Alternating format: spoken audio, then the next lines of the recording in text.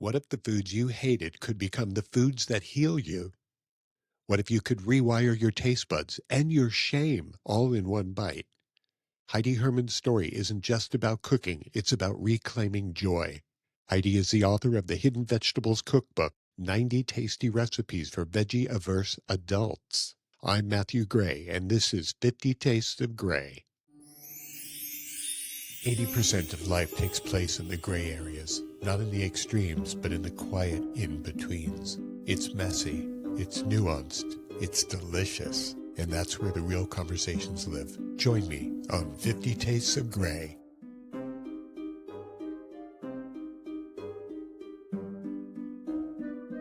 I was thinking it must bring you great satisfaction to have noticed throughout your life that every party you go to always has that big plate of veggies, a crudité that never gets eaten and gets tossed out at the end of the night. That must bring you great satisfaction. I know, right? Oh, I do not like to eat spinach directly, though. So is spinach your nemesis? Yeah. Can I admit I've never in my life even tried avocado toast? But you've had avocado and you've had bread. It's like, it's a no-brainer. It's like my friend who lives in New York. He talks about egg sandwiches like it's God's gift to the world. Hey, Matt, you ever eat an egg sandwich? Yeah, Frank, I've had bread and eggs before. Yes. Was there ever a time in your life, Heidi, that you just wanted to say, F this, I'm going to become a carnivore? Oh, yeah. Hi, my name is Heidi Herman. I'm the author of the tasty... Nope, sorry. Take two. Take two. Hi, I'm Heidi Herman. I'm the author of the Hidden Vegetables Cookbook, 90 Tasty Recipes for Veggie-Averse Adults. And you're listening to 50 Tastes of Gray. In South Dakota, it is the official nosh. And not even, most states don't even have an official nosh. But it's basically beef or lamb. And it's seasoned and pan-fried in little bite-sized pieces. I love the way you went from obscure to Yiddish in like 2 seconds. That's beautiful. And this is a man who grew up in South Dakota. He's a retired farmer, loves every There is not a vegetable in existence he doesn't like. And he called my Brussels sprouts a terrible thing to do to bacon. Oh, to humanity. Funny. Yeah. It's so funny that people use zucchini and carrots in breads and cakes. They want to get more veggies in their diet, but they put it into desserts. Well, if you're going to eat the cake anyway. That's a good attitude. We've been sneaking around this for a few minutes now. This whole thing goes back to your childhood when you were very adverse to eating vegetables. So tell us a little bit about that. I'll be honest, I'm still adverse to eating vegetables. Thank you so much. I'm so happy to be here today. I was so fascinated when I learned about you and your book called Hidden Vegetables Cookbook. Yeah, it's an unusual title, I know, but it's kind of an unusual topic for adults. Well, since you're such a foodie and you've written a cookbook and maybe a few others, what have you eaten today? Let's see. I had a protein shake with my coffee for breakfast and a banana. And at lunch, I had ham and turkey deli with no bread. Oh, that sounds good. And so the no bread thing, is that a gluten-related thing or is that a carb-related thing? Yeah. I was just reading something last night about the fact that there's speculation that many people may be allergic or sensitive to gluten way more than we ever thought. I have been doing a lot of research on that topic as well. Yeah. And it's so interesting because it's almost possibly that it's more chemicals or fertilizer or things being done to the grain as it's growing rather than a sensitivity to the grain itself. Like maybe you weren't sensitive to it if it had been grown 30 years ago, but today's grain is a little different. It's quite possible. Also, what I've heard is that flour that's made over in Europe is grown maybe without so many chemicals. And so for us, when we're eating our pizza here and we get hives, if you have pizza over there, you won't. Exactly. Yeah. So right now, I think food is, as well, for me, I'm sure for a lot of people, it's almost like an ongoing experimentation. What works, what doesn't work. And then when somebody says, oh, grain is fine, but go for whole pure grains. Don't buy flour from the grocery store here. Kind of let's go in a different direction. Let's experiment with some other things. So all that other carb-related stuff that's going on as well. So that wipes out a lot of the foods that we eat in a normal daily diet. It does. It does. Yeah. So it's been very interesting. I know for a lot of people, when they say, oh, I want to go gluten-free for a little while, maybe reset my system, get rid of some toxins, it's very easy for some folks to say, oh, I'm just going to use lettuce or kale or something as the wrap to my meat. Right. Boy, I have a hard time doing that.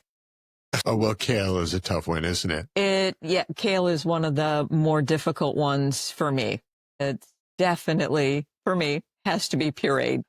I want to get back to your childhood trauma related to vegetables in a little while, but let's continue with asking you, what are 2 or 3 things that are always in your fridge? Definitely protein shakes. I'm big on added protein because it's so hard to get the sufficient amount. Always chicken, pheasant, turkey, those types of things. What else is always in my fridge? I like such variety. I get on certain things that are like a kick for me. And I tend to kind of obsess on that one thing for a little while and then move on to something else. I would say if there's so few things that's always, but probably always coffee creamer. What kind of coffee creamer are you talking about? Whipping cream, or are you talking about artificial stuff? Artificial stuff, but I like my flavored creamer. Okay. Yeah. And so the protein shakes, you think that that is a healthy choice compared to real proteins like the chicken and the pheasant? And I prefer natural sources, but I had 2 rotator cuff surgeries in about 18 months. And my trainer advised that I really start beefing up on protein, especially recovering from the first one and preparing for the second one. And she said for my height, weight, age, I really needed to get this, 100 milligrams per day. And I physically cannot eat that much. right. Even when you Right. go with fish and having the benefit of being in South Dakota, we definitely eat a lot more pheasant than we do chicken, which has a Wow. higher protein value, which is nice. Yeah. But it's so hard to eat that much protein every day.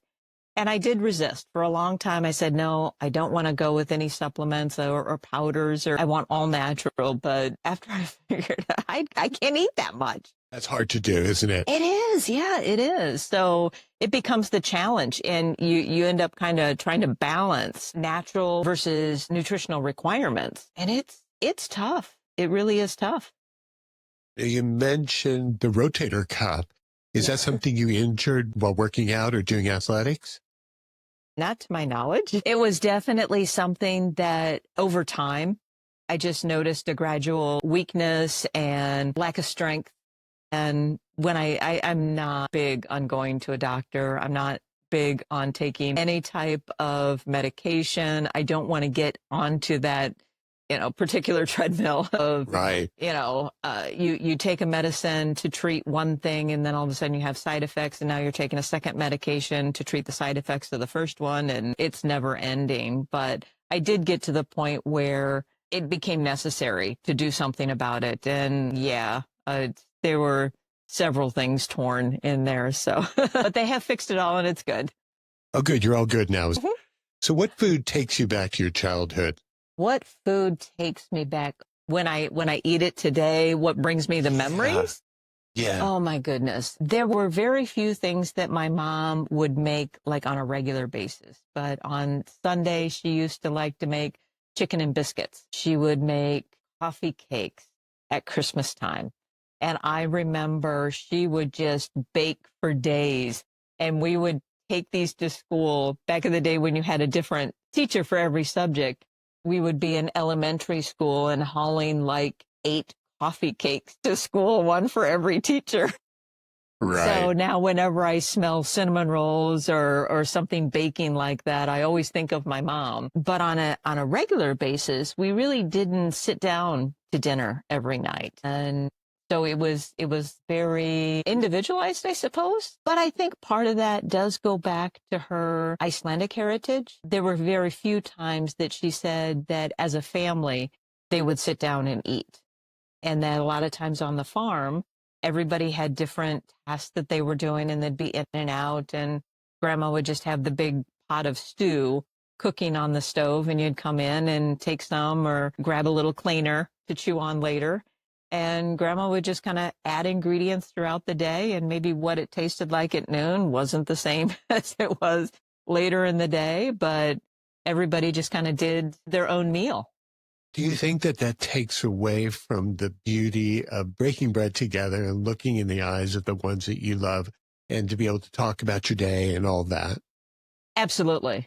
Absolutely. And I think that's one of the things when you consider food and what it means to you, you have sort of the how you were raised, and Yeah.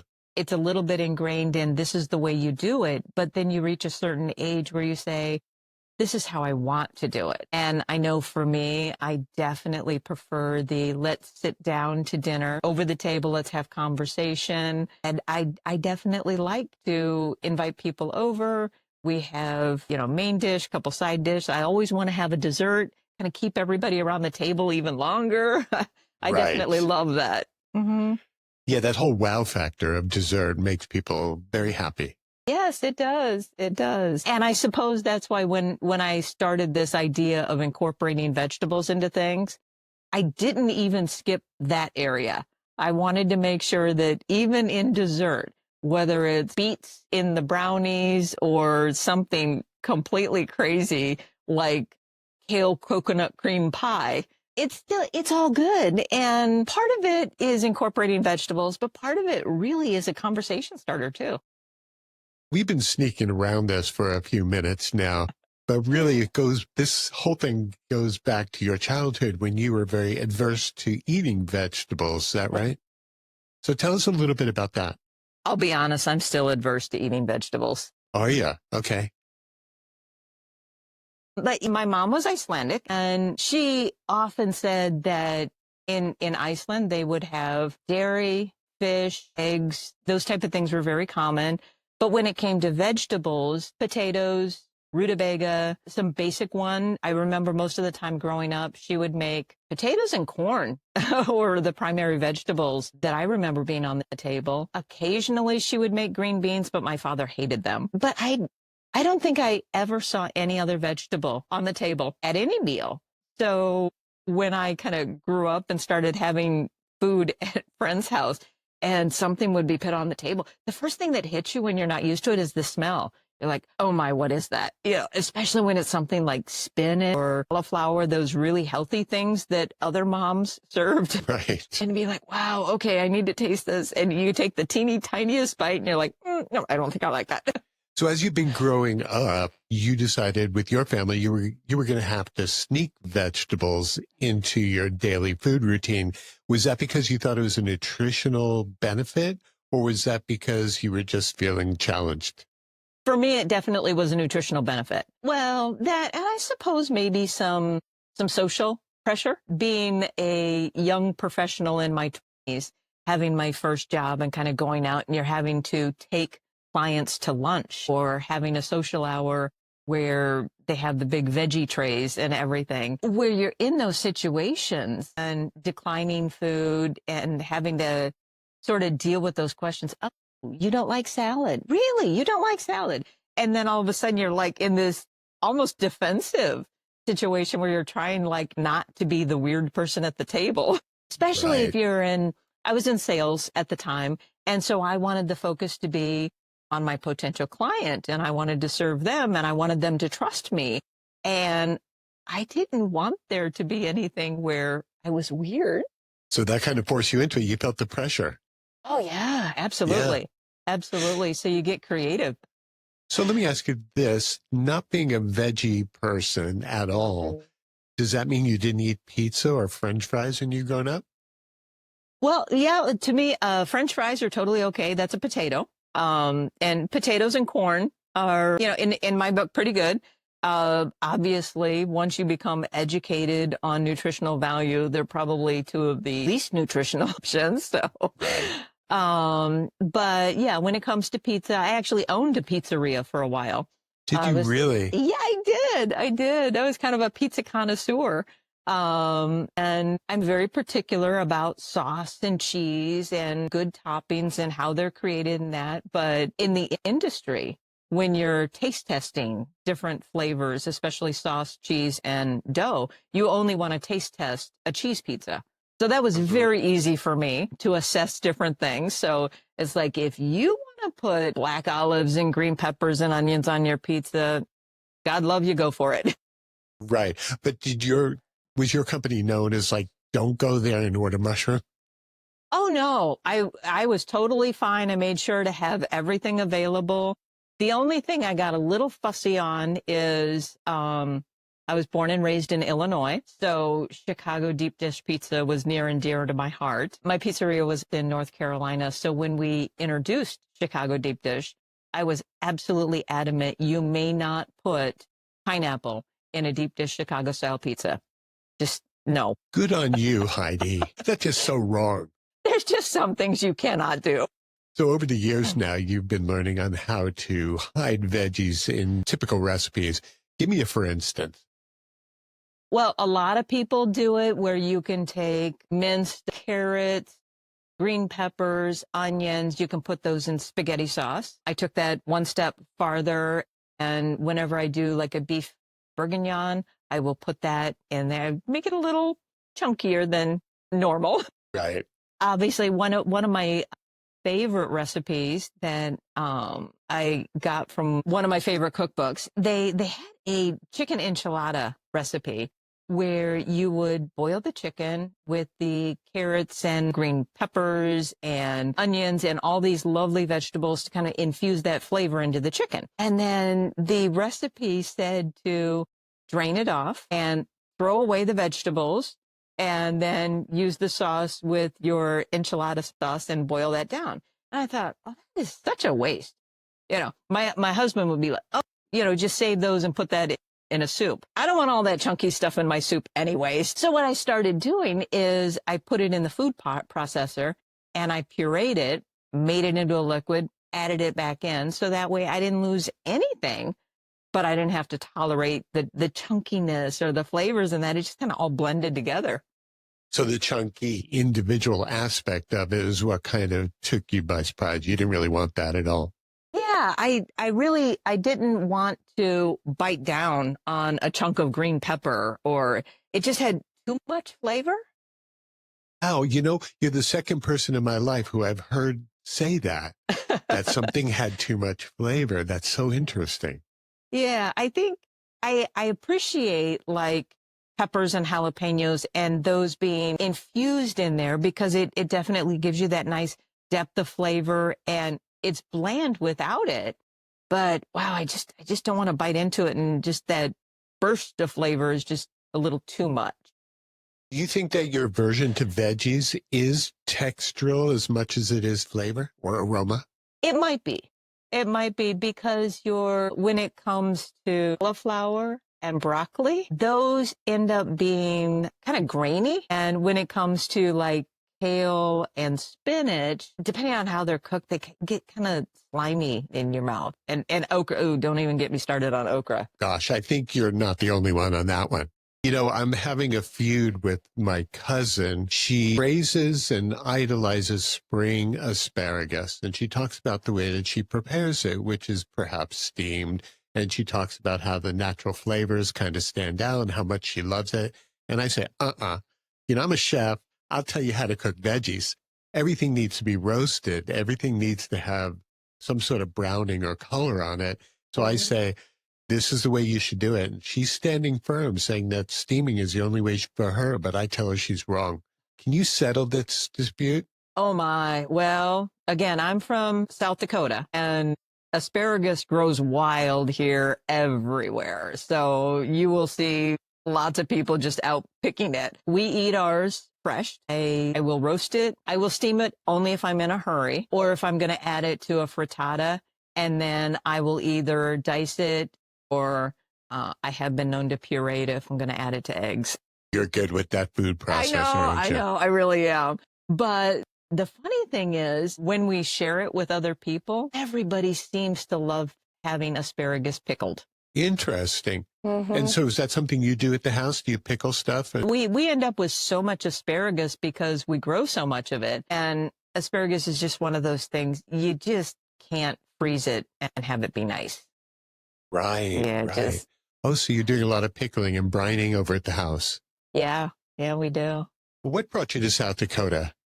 Marriage. Oh, okay. So you guys got married and went there, or that's where he was, or that's That where was you where were? he was from. His I family's see. been, he actually lives on the same property he was born on. Okay. So yeah, that's very interesting. Do you guys get to travel much? A lot. Yeah, we do travel a lot. And where do you find that you enjoy the food most when you travel? Well, I go back to Iceland at least once a year, and I do really enjoy the food there. As we travel, a lot of the events, he's an equine competitor. So we're in very cowboy centric type areas. Right. I love tasting barbecue from different areas, and whatever the local cuisine is, it makes a difference. You know, here in South Dakota, you have something unique like, you know, a lot of opportunities for pheasant or chislic. You know, most people don't know what chislic is, but when Oh, you count travel, me in that group. Tell yeah, us what that is. in South Dakota, it is the official nosh, and not even most states don't even have an official nosh, but it's basically typically beef or lamb, and it's seasoned and pan fried in little bite-sized pieces. I love the way you went from obscure to Yiddish in like 2 seconds. That's beautiful. That's what the state decided it was. So we have to Wow. go with the official definitions. So Yiddish, is that what's called? What's it called again? Chislic. Chislic. And what kind of Chislic. flavors and spices does it have? Very smoky, peppery. Smoky and peppery are the when I think of it, those are the ones that come to mind the most. I think everybody has their own take on it, but yeah, Look that up right after the show, and I'm going to get myself some. absolutely, yes. As a matter of fact, they have a Chislic festival near Sioux Falls every year. I think it's in August.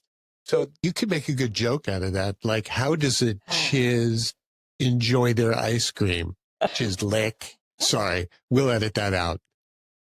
So Heidi, was there a lot of shame for you when you were growing up and you weren't much of a vegetable eater, and you look around, see friends and family and other people perhaps eating it? Was there that you had to deal with? I would say there wasn't a whole lot in the family because my mom was the same way. Right. It honestly, after I kind of went out on my own, and when I was in my 50s, after my father passed away, she moved back in with me. And when we would go out to dinner, I was shocked the first time she ordered a salad. Oh, wow, you eat that now? Because I had never seen her eat a salad when I was growing up. Right. But once I started to interact with people outside the family, I definitely realized that people ate weird stuff. And I didn't know how to really handle that because when you're a little kid and your parents say, oh, just take one little bite, you have to try it. And I hear that now and it kind of resonates with me thinking, wow, I wish I had been able to do that when I was a little kid, because when you're at someone's house and you're there for dinner or something, and you have to take that one little taste. Boy, Right. that's rough. If it's like the first time I had spinach in a lasagna, you sit down to dinner and think, lasagna, this is great. And there's this slimy green stuff in there and you can really taste it. So yeah, it became that type of thing where it's like, you put a taste in your mouth and just swallow it real quick. Oh, it's delicious. I have absolutely no idea what it tastes like because I'm swallowing it so fast. Because for me, how it smells impacts how it's going to taste. You I know, think that's true I think that's a big part of taste is the aromatic aspect of food. yeah, I know in the restaurant industry, we always say eye appeal is half the meal. So Right, right. once you look at it and then your brain has a preconceived idea whether or not it's going to be good. And then once you get a little bit of that scent, now you're already starting to form an opinion. So it impacts from that. So incorporating it into things that there's a stronger smell that overpowers, like tomatoes can overpower spinach very easily. That's why it's a good place to hide it in lasagna. Oh, that's funny. It's funny that you just mentioned about the eye appeal, because if you frame a patron's meal with eye appeal on the front end and a wow factor dessert on the back end, you're going to have a customer for life. I don't doubt that at all. I definitely approach that. When I go out for a nice meal, those are the things that I look for as well. Because when Oh, yeah. somebody puts a plate down in front of you and it doesn't have that fresh look, there's all kinds of negative things you can think of. Yeah, it impacts that. And then maybe you don't even want the dessert. And so you don't have that satisfying, oh, fabulous, I love this meal, I want to come back here again. Yeah. Was there ever a time in your life, Heidi, that you just wanted to say, F this, I'm going to become a carnivore? Oh, yeah. I think my whole season, halfway through my 30s, I was definitely a carnivore slash carbaholic. I was definitely even known to have pasta with olive oil and Parmesan and, call it, I don't want any, don't even put parsley on top of it. Nothing. Right, right. When you're in the kitchen, are you an improv artist, like a musician, or are you a recipe follower? I have to be a recipe follower. Whenever I improv, it is bad. It is Disaster bad. time. It is. It is. When I first started experimenting, I tell this so often. I was trying to do something with Brussels sprouts and following different recipes. I found ones that use apples and nuts and bacon, and some of them you pan fry and some that you can roast them in the oven, all sorts of different things. Every single one, I had 3 or 4 different varieties, and I'm giving it to my husband to taste test. And this is a man who grew up in South Dakota. He's a retired farmer, loves every there is not a vegetable in existence he doesn't like. And he called my Brussels sprouts a terrible thing to do to bacon. Oh, to humanity. So apparently I ruined bacon by putting it on Brussels sprouts because they were perfectly fine without. You bring up a really fun point there, thinking about how much face-to-face tension has there been in your marriage when he loves any veggie. He never met a veggie he didn't like. And then there's you. Well, as long as I can cook the vegetables, it doesn't bother him that I don't eat them. When I make vegetables in weird ways, he's not always a fan. Okay. Oh, that's interesting. Does he ever cook? Oh, yeah. Now he can go into the kitchen, pull open the cabinet, and just start throwing things into the pan, and it turns out fantastic. He'll never be able to duplicate it. It'll be different every single time, but it's always great. So as long as he doesn't decide to go into business, you might as well have him cook. Well, yeah, if he always stays with a pop-up restaurant, oh, yeah, he could totally do that. But, yeah, he would not be able to maintain any consistency for repeat customers. Well, so now that we've learned so much about you, Heidi, tell us a little bit about your book, its name, who it's aimed at. The title of the book is Hidden Vegetables Cookbook, 90 Tasty Recipes for Veggie-Averse Adults. And we kind of gave it that subtitle, so we know who it's targeted at. Adults, like me, happen to be veggie-averse, but we want to eat them anyway. Because right now there are lots of books out there for kids aimed at parents, how to hide vegetables for your kids. But I don't want to put a lot of cheese product on my broccoli to try to eat it. Right.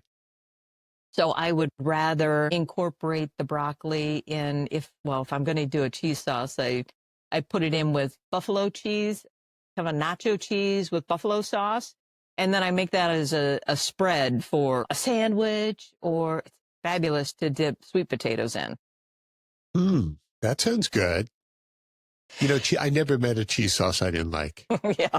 So I'm curious, have you done any research about the whole anti-nutritional value of some certain vegetables and that maybe they're not as healthy as they've been telling us for the last 100 years? I have not. No, but that is a fascinating idea. Yeah, that's definitely worth looking into because they have natural compounds and I guess not personalities, but the way that they behave under pressure and that they make themselves unavailable nutritionally after years and years of growing. I'll have to look into that. I relied quite a bit on my personal trainer, who's also a nutritionist, and she wrote a section in the book about the value of certain vegetables and their nutritional impact and how it affects our bodies. So knowing that there are some that are bad for you. That's intriguing. Right.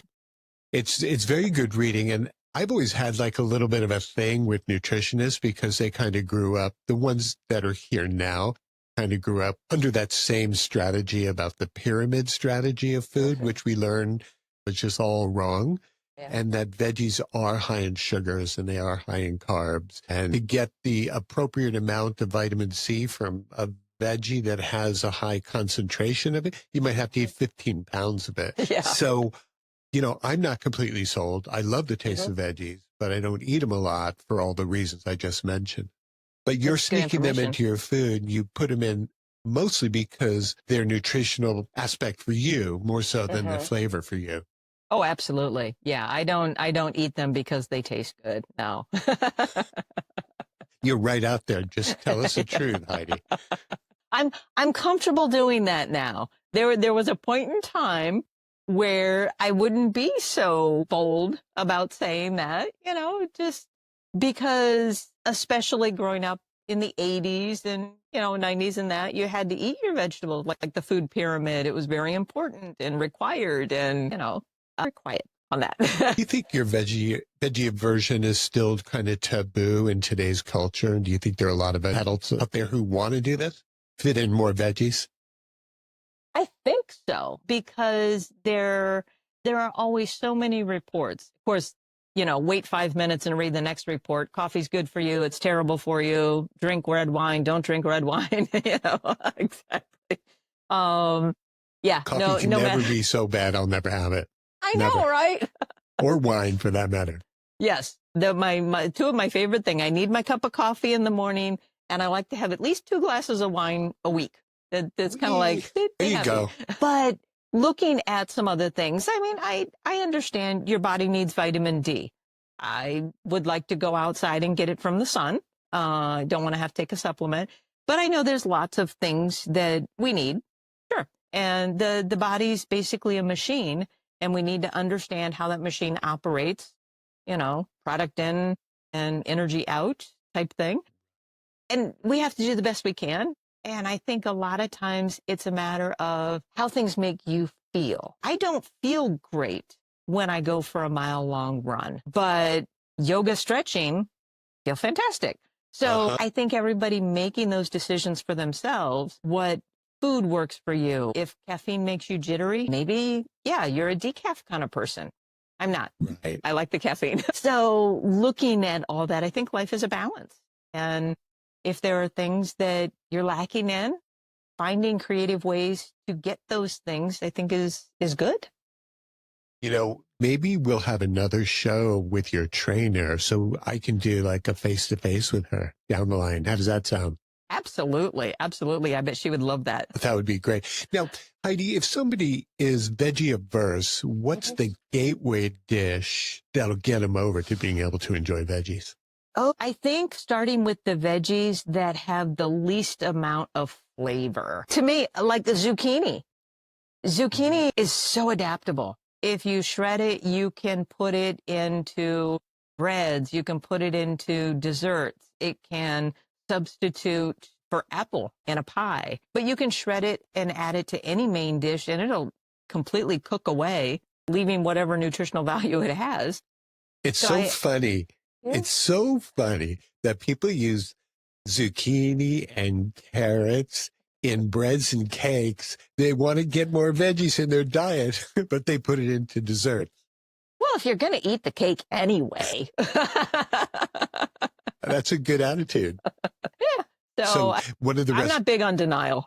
Oh, good. I'm glad you're amongst friends here. Oh, good. So one of the gateway dish recipes in your book might be what that you would use with the zucchini? Zucchini bread, muffin, and there's a wonderful peanut-based pasta where I'm using zucchini spiralized as the pasta. And to me, I think that's wonderful because once you kind of get it nice and thin, like angel hair, yeah, it's really tough to tell that it's zucchini. Have you ever had shirataki noodles? I have not, no. They're made from the root of a yam, I think, And they look like Oh, glass noodles. They have no carbs in them, no flavor, but they have a little bit of texture. So it's perfect oh, for a that's pasta nice. type dish. Oh, yeah, absolutely. That's fabulous. I'm Yes, going to have to put that on my to be tasted list. that's right. The shirataki noodles for Heidi. What do you say to people who feel like it's too late to change their food habits? You just say, go ahead, eat your burgers. Oh, no, it's never too late. It's never too late to change your food habits. I mean, if again, like I said, I hide vegetables in everything and I like barbecue sauce. I like spicy things on my burger. So taking, again, spinach pureed and adding it to barbecue sauce, lather that on your burger. You still have your barbecue sauce. You still have your burger. You got a little bit of spinach in there. Fabulous. So even though spinach is something you profile and highlighted a few times now during our conversation, it's still something that you battle with and you try to fit it in. Oh, yeah. Oh, yeah. I do not like to eat spinach directly. No. So is spinach your nemesis? Yeah, that's probably, yeah, spinach and kale are so similar, but they're both equally difficult for me. It's funny, in the restaurant world in which I grew up, kale was just something you would put on a plate for eye appeal. I don't think it's so nice looking, and it definitely doesn't taste so good. Uh-uh. So do you feel forced to use it? It's like Well, putting it's, lipstick on a pig. yeah, it's just, yeah, I do feel kind of forced to use it because it is considered one of those superfoods. You know, if you're going to rank all these veggies on what's good for you on almost every single list, it's ranked so high up there that you almost feel, I feel like I'm being adolescent by stubbornly refusing to eat it. Right. And what are you being by trying to force it into your diet? I'm being a responsible adult and eating well. Way to I'm just doing it in a way that doesn't make me go, It's funny. So are a lot of your recipes based on the nutritional facts that you've learned or been told? yeah, yeah. Okay. When you read all these different charts on what are the 20 or 21 most nutritious vegetables, your spinach, kale, Brussels sprouts, carrots. I prefer leeks over onions, sweet potatoes over potatoes. Although Japanese sweet potatoes are definitely my favorite. Do you have a lot of international places there for food markets? Well, I'm a snowbird, so in the summertime, I do go down to Sioux Falls is my best market. But when, you know, we're into the deep freeze winter here in South Dakota, I flee south to Arizona. And in Phoenix, there are lots of wonderful specialty stores down there. Wow. Yeah, I would imagine so. So what's something that's on the menu for tonight? Oh my goodness. Probably roast chicken. I think Okay. that's probably what we'll do. Any tips you can give our listeners as to how to make the perfect roast chicken without or with veggies? I prefer to just roast it in its own juices and keep my veggies on the side. I usually do not do like a veggie sauce on that one. Although if I'm going to serve it cold, like of course in the summertime we do that a lot cold. I have a carrot chutney that has some brown sugar and orange and lemon zest in it, along with the carrots and some nuts. And I'll use that as a chutney over the chicken, which is nice. Oh, I love chutney. You know, I was thinking it must bring you great satisfaction to have noticed throughout your life that every party you go to always has that big plate of veggies, a crudité that never gets eaten and gets tossed out at the end of the night. That must I bring you know. great satisfaction. I know, right? Oh, it's sad to see food thrown away, though. I just like, why can't we just have something yummy? Right. Or you could just say, I've got a food processor. I know what I'll do with I that. know, right? Yeah, Yeah. just throw it in there, puree it up, and then, I don't know, incorporate that in some nice pastry or Anything something in that people pot are going to pastry, eat. right? I know, right? So have you met some of your readers over the years? Because you've written other books, haven't you? I have, yeah. Tell us a few of the titles and what they're about. Before this book, most of my work has been inspired in some way from Icelandic heritage. My mom being from Iceland, she told us stories about the folklore. So I have a children's book on the Jólasveinar, which are the Christmas trolls in Iceland. I have a couple of those. My mom and I did a cookbook on Icelandic cooking that we translated and then converted all the measurements to English. I did a book of folklore called The Guardians of Iceland and Other Icelandic Folktales. And then after that, I did a novel, Her Viking Heart. And my mom and I used to do a lot of Scandinavian festivals. She wrote her memoir about growing up in Iceland, and that one was called Growing Up Viking. Oh, And I know, it was so fun. And then she made a children's version of that exact same book and just kind of made it for middle grade. And she called that one Viking Kids Don't Cry, because that's what her grandfather told her all the time, is that you can yell, you can scream, you can jump up and down, but don't you dare cry because you are Viking. wow, that's so interesting. So you can kick someone's ass, but you can't cry. Sure. Yeah, yeah, yeah. That's so interesting, is it? Especially for us in our culture.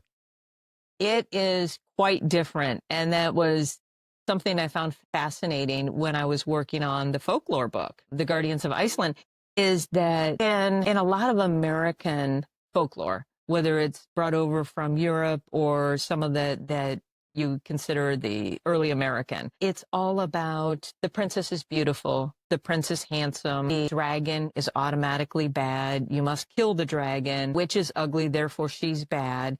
And you have all these stereotypes that kind of go in, and what we're taught through fairy tales becomes part of our cultural outlook. And I find it interesting that the Icelandic folklore, a lot of it is all about, one story is a man in the mountains sees bloody footprints. He comes along. It's a troll. He offers his horse on the condition that she not eat the horse. And she said, oh, thank you very much. You know, even trolls feel pain. And at the end of the story, he gets rewarded for helping her out. And it's all about acceptance and tolerance. Sometimes beware, be open. And I like that. And I think when you look at a lot of the Scandinavian countries, you can see that cultural mindset difference. It's almost like it's more welcoming, community, common goal. There aren't quite so many divisions of I'm right, you're wrong, my way, your way. And I find that interesting how all that kind of comes together. So yeah, my mom was 92, 93 years old when we're doing a lot of these festivals. And she used to hear a lot about what vitality she had and how active she was. And she would tell me privately that she can't ever tell the secret because obviously it's her Viking blood. She was very proud of the fact when she watched the Vikings on the History Channel. Ragnar Lothbrok is our 32 times great grandfather. So she was always saying, you know, that's where her vitality came from. It's Viking. So that I was never knew that.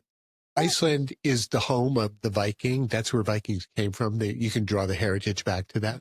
You can draw the heritage back to that. As a matter of fact, anybody who can trace their bloodlines back to settlement, 879 or so, in Iceland is related to Ragnar Lothbrok, although they came from Norway. So a lot of the Viking heritage comes from Norway, Denmark. They just kind of came over and settled Iceland. And Iceland is considered a Scandinavian country? Yeah. Mm-hmm. I never knew that. Is it true that they say that Iceland is green and Greenland is ice? Absolutely. Yes. Oh, yeah? Yes. So it's beautiful there where your mom was from, where you were from. Oh, yeah. I think it's beautiful. Uh-huh. Well, what's one major Iceland-related food dish? It's a fish dish cooked with a heavy cream, potatoes, sometimes cheese on top, and it's baked. It's fabulous. Oh, that sounds fantastic. Yes. So would that be cod more often than not? Yes. Yes. Icelandic cod. Oh, that sounds so good. Yeah. So Heidi, is there something that you want to share that I haven't asked you that everyone should know? I think when it comes to food, just experiment, do what makes you happy, and, you know, have fun with food, have fun with experimentation, because if we get into food habits early in life and don't deviate, we're just missing out on so much, because food is fun, food is exploration, food is socializing. There's Right. so much in our life that kind of surrounds food that we shouldn't put a box around it and say, this is all we can do. So good. Okay, so rapid fire. Sweet or savory? Savory. Book that you wish you might have written. Anything by Betty Crocker. Right. I hear that one. What would your last meal be on earth? I would love a meat lasagna with Italian bread and crumb-topped apple pie. Yeah. When you say meat lasagna, you're talking sausage and Oh, ground yeah. beef? Yes. Italian Yeah. sausage is good, isn't it? Yeah, not a cheese lasagna, not a veggie lasagna. It's got to have some meat in there. Right. Don't F around with that spinach. All right. You can put it in there, but put the good stuff in there too. A flavor that describes how you feel in this moment. Lemon. Lemon. Very So a bright little and bit zesty. tangy. Tangy, zesty. Well, that sounds good. What is going on with your book and the sales, and where can people get it? Right now, we are in pre-order. It comes out September 16th. September is National Fruits and Veggie Month, so we thought that that would be a good time to release it. Right. Your least favorite month, but your most favorite month to release a book. There you go. Yeah, I think that's perfect. So right now, the ebook is available for pre-order from Amazon. Paperback and hardcover, which of course I will sign, are available from the publisher's website, which is Hekla, G-K-L-A, publishing.com. Have you gone out and done book signings in the past? And what's that like when you meet someone who wants to buy your book and meet you? I have a lot of fun with those. Many of them are Scandinavian events because so much of what I've done is been in the Scandinavian arena.